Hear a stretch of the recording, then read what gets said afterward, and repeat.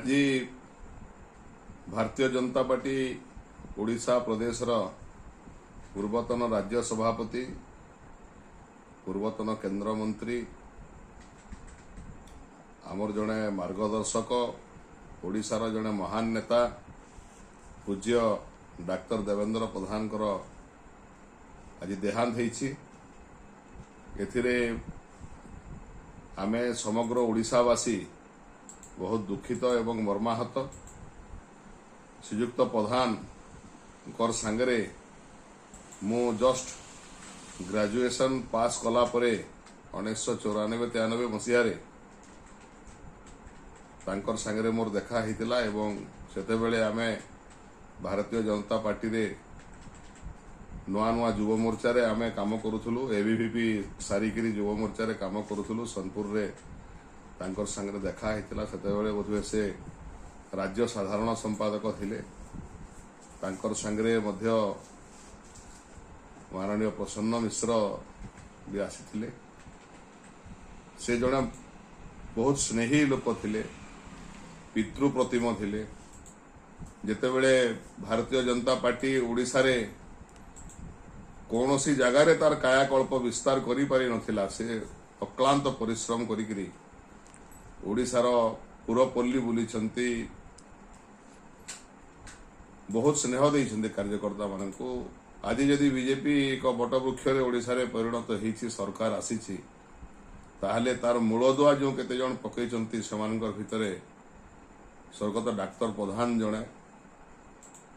सोनपुर जिल्लार वीर महाराजपुर अंचल मोर मातृमाटी अंचल ढेंकानाल निर्वाचन मंडली सांसद निर्वाचन मंडली रे थिबा दृष्टिकोण अनेक थर डाक्तर प्रधान मार्गदर्शन आमे पाइछु। स्नेह मध्य हमको से बहुत करुथिले। तांकर केंद्र मंत्री पीरियड रे तांकर आगरू ओडिशा राज्य रे मात्र 1500 किलोमीटर राष्ट्रीय राजपथ थिला, एनएच थिला। किंतु अटल बिहारी वाजपेयी मंत्रिमंडल से जेतेबेले भूपृष्ठ परिवहन मंत्री हेले, तांकर समय रे केवल 3600 किलोमीटर राजपथ ओडिशा रे हेई पारिथिला। आज मध्य जो राजपथ गुड़ाक होउछि नुआ, तार परिकल्पना मध्य तांकर टाइम रे करा जायथिला।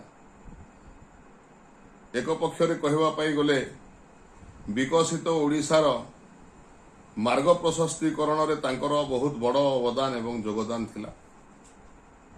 आज तांकर देहांत रे आमे समस्ते बाक शून्य मर्माहत। भगवान तांकर अमर आत्मा को निज पाखरे रखंतु, सद्गति दियंतु, शांति प्रदान करंतु। ए क्षति केवल तांको परिवार रो नुहे, ए क्षति समग्र बीजेपी परिवार रो, समग्र ओडिशा रो, समग्र भारत वर्षर।